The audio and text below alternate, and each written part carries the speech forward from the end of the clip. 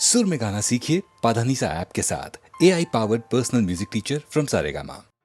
गांधी जी का क्या संदेशा था। 8 वर्ष हुए इस बात को, और आप सबों के को याद होगा कैसे एकदम से हिंदुस्तान का दिल दहल गया था इस खबर को सुन के। और हम लोग जो उनके नीचे काम करने वाले थे और उनसे सलाह मशवरा लेते थे हर बात पर, एकदम से हमारे आंखों के सामने अंधेरा छा गया था। लेकिन अब इस बात को सोचकर और गांधी जी के जीवन को देखकर और उनके मरने को देखकर विचार ये होता है कि जीना भी अच्छा था और मरना भी अच्छा था। मामूली मरना उनको शोभा नहीं देता, जैसे मामूली जीना उनको शोभा नहीं देता।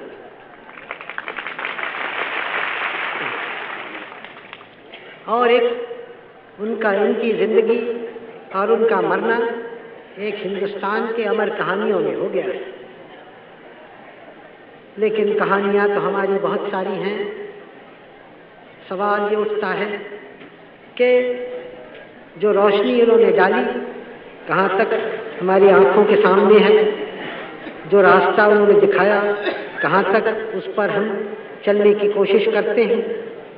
इसलिए ऐसे दिन जैसे 30 जनवरी था अभी, जो कि आप जानते हैं अब एक हमारे शहीदों का दिन हिंदुस्तान भर के लिए हो गया है। या आज का दिन 13 फरवरी, इस दिन कुछ देर ज़रा हमें अपने दिल से पूछना है, हम कहाँ हैं, हम किधर देखते हैं। हम महात्मा गांधी की जय कितनी हमने पुकारी, उनकी जय तो हुई, लेकिन कहाँ तक उनके रास्ते पर चले हम और चल रहे हैं। ज़रा अपने दिमाग को, दिल को ताज़ा करना और इस सवाल का जवाब ढूंढना, क्योंकि बहुत आसान होता है, हम भूल जाते हैं। लोग भूल जाते हैं बड़ी से बड़ी बातों पर, लोग बहक जाते हैं आसानी से। और हमने इतने बड़े काम उठाए हैं कि उसमें न भूलने की गुंजाइश है न बहकने की।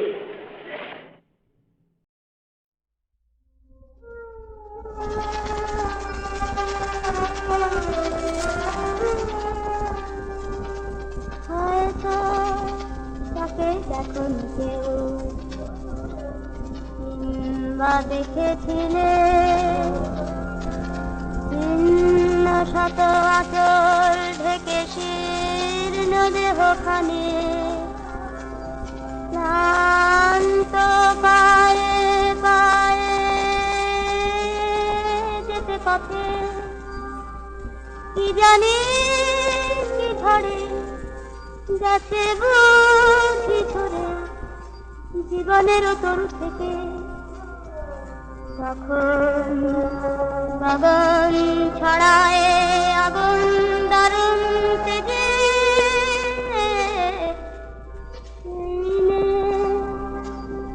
দুটি শীর্ণ বাহু তুলে খুশি ক্ষুধায় জ্বলে জ্বলে অন্ন মেঘে মেঘে ফেরে প্রাসাদ পানে সে। জানে হয় কোথায় বাঘর নাম কালো মেঘ, জানে হয়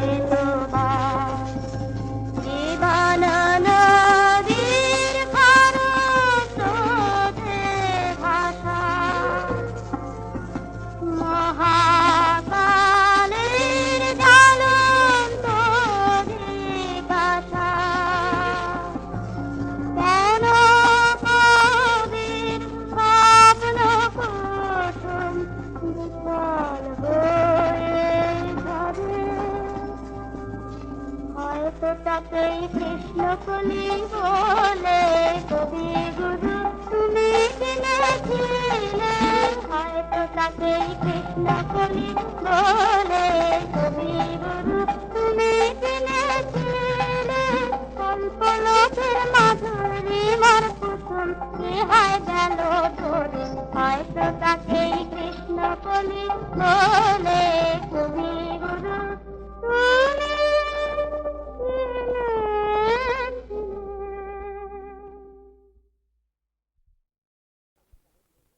मैं किसानों से अक्सर बातें करता हूँ और मैं नहीं मानता कि किसान जाहिल लोग हैं, उनसे क्या ऐसी बड़ी बातें करें। मैं इसको नहीं मानता। मैं किसानों को भी समझाने की कोशिश करता हूँ कि दुनिया का क्या रंग है, क्या बातें हुई हैं। मुमकिन है सब बातें मेरी न समझे, लेकिन बहुत कुछ समझ जाते हैं। मेरा आखिर में भरोसा हिंदुस्तान में यहाँ के आम जनता पर है और मैं समझता हूँ वो बहुत अच्छी है। हाँ, बेवकूफ़ी करती है, लड़ती है, सब कुछ, लेकिन अच्छी है, फिर भी तगड़ी है, कमर उसकी सीधी है।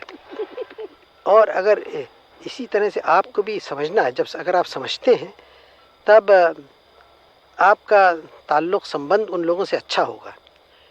कोई आदमी कोई पढ़ा नहीं सकता, कोई पढ़ाने वाला अध्यापक हो, कोई टीचर हो, बच्चों को बेवकूफ़ समझ के पढ़ाने आएगा ना, बच्चे ये उसकी बेवकूफ़ी की निशानी है, वो पढ़ा नहीं सकता इस तरह से। समझना चाहिए कि जो बातें आप कहती हैं वो समझेंगे अगर आप में समझाने का मादा हो, और इस तरह से उनमें एक उत्साह दिलाना, जोश दिलाना और ये समझाना कि कोई मुल्क बढ़ता नहीं है बग़ैर मेहनत के, परिश्रम के। कोई जादू नहीं है, न ज्योतिष है, न कुछ है। परिश्रम, मेहनत है और मेहनत के पीछे समझ है। और आजकल की दुनिया को समझना है, आजकल की ताकतों को। आजकल बड़ी ताकत है, बिजली है बड़ी ताकत। अब बिजली ना हो तो एकदम से हमारे हाथ पैर कट जाते हैं। बिजली खाली रोशनी के लिए नहीं, लेकिन बिजली से 1000 काम हो सकते हैं। आजकल आप एटम बम का सुनते हैं, उससे और बेइंतहा ज़्यादा ताकत की चीज़ है। अभी पूरी काम में नहीं आती वो, लेकिन एटॉमिक एनर्जी पे काम हल्की हल्की दुनिया में चल रही है। सारी दुनिया है, हवाई जहाज़ हैं, जेट प्लेन्स हैं, एक 12 घंटे में यहाँ से लंदन पहुँचा देते हैं आपको। कल होगा यहाँ से 2-4 घंटे में पहुँचा दें। अजीब दुनिया है, चाँद की तरफ जाते हैं, सब बदल रही है दुनिया। ऐसे मौके पे हम जिंदा हैं। ऐसे मौके पे हमारे दिमागों को तेज़ होना चाहिए और खुला होना चाहिए, समझ सकें, खाली गड्ढे में फंसे रहने से नहीं। अब ये बातें असल में एक बड़ी क्रांति करके उलट अपनी समाज में करनी है, इसको उलट पलट करना।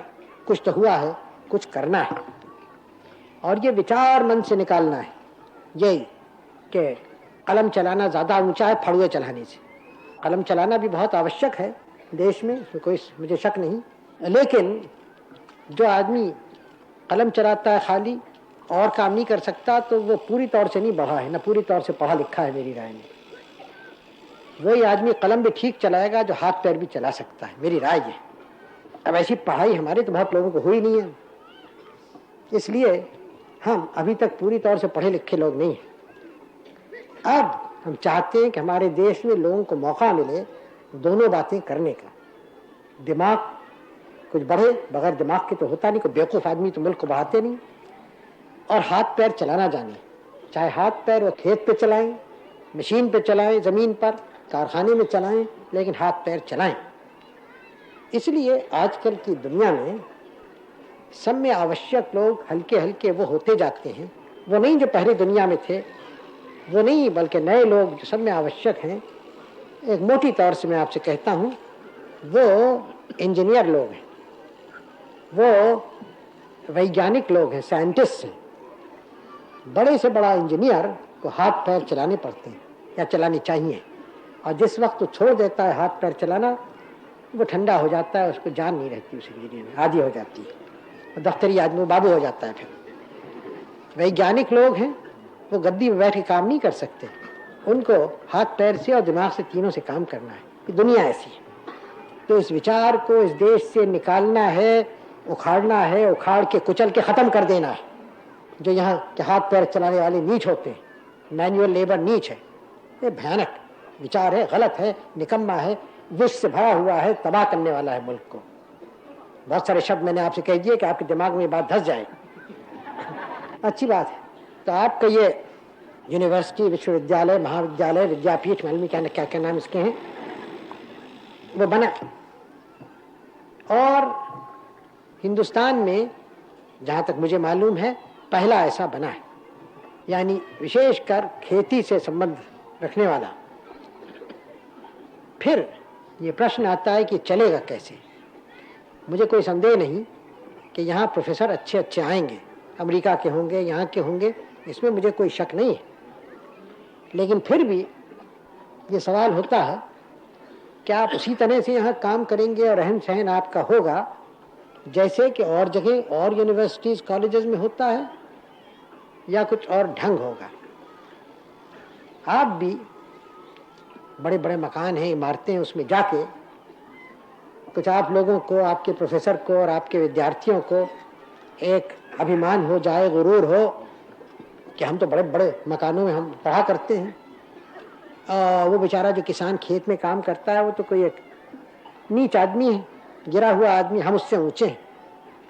और यह आपका अगर विचार हुआ तो फिर आपने, पढ़ाने वाले और पढ़ने वालों ने इस जगह का पूरा लाभ नहीं उठाया। नहीं बात। अगर इसके कोई माने हैं इस जगह के तो ये किसान का कॉलेज है और किसानों के लिए कॉलेज है, बाबू लोग के लिए नहीं है। और वो बाबू लोग यहाँ आ सकते हैं जो किसान होना पसंद करें। सब में बड़ी कदर यहाँ होनी चाहिए, न ब्राह्मण की, न क्षत्रिय की, न किसी की। किसान की सब में बड़ी कदर होनी चाहिए, जो जमीन से पैदा करता है अपने हाथ की मेहनत से। और मैं नहीं पसंद करता कि यहाँ अक्सर स्टैचूज, मूर्तियाँ लगती हैं, लेकिन आप कोई मूर्ति कहीं लगाना चाहें तो भारत के किसान की कहीं लगाइए।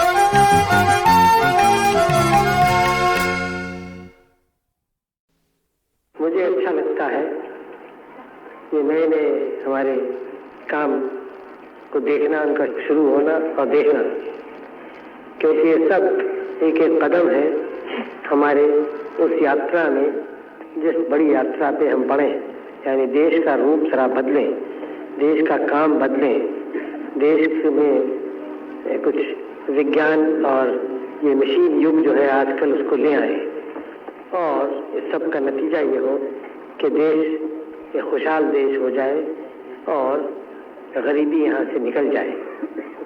क्योंकि आखिर में जो हमारा ध्येय है, लक्ष्य है, वो है जनता की उठाना, उनकी गरीबी दूर करना। कैसे हो? कोई जादू तो है नहीं या बैठ के हम मंत्र पढ़ के करें ऐसे। मंत्र पढ़ना अच्छा होता है, मैं उसके खिलाफ, लेकिन ये समझना कि मंत्र पढ़ने से काम हो जाएगा, ये गलत है। और ये और भी गलत बात यह है कि समझे ज्योतिषियों से मिले जाके क्या होगा। ये तो काम से बचने के तरीके हैं, और कोई उन्नति नहीं होती है बगैर परिश्रम के, मेहनत के। बात समझ लीजिए आप, चाहे भारत में हो, चाहे अमेरिका में हो, चाहे रूस में हो, चाहे उनके कोई भी नीति हो। एक अमेरिका और रूस की नीति में बहुत फर्क है, लेकिन एक बात में फर्क नहीं है, बल्कि दो बातों में। एक तो ये कि दोनों आजकल के विज्ञान की पूजा करते हैं, और विज्ञान के जो बच्चे हैं, ये मशीनें वगैरह उनकी, और दूसरे दोनों परिश्रमी लोग हैं। परिश्रम जानते हैं, बगैर परिश्रम के कुछ नहीं होता, मेहनत के। तो हमें भी दोनों बातें सीखती हैं, क्योंकि इन दो बातों के बगैर हम तरक्की नहीं कर सकते। हम बैठे वहाँ दिल्ली में, पार्लियामेंट में, लोकसभा में बड़े बड़े प्रस्ताव करते हैं, बड़े बड़े कानून बनाते हैं, और कभी कभी कानून अच्छे होते हैं, उसका लाभ होता है उनसे, लेकिन कानून बनाने से काम नहीं होता। कानून तो खाली रास्ता खोल देता है काम करने के लिए। अब कानून हम बना दें कि हाँ एक कारखाना बन जाए तो उसके कानून बना देने से नहीं बनता, होता आपकी मेहनत से बनता है, सीखना मेहनत से।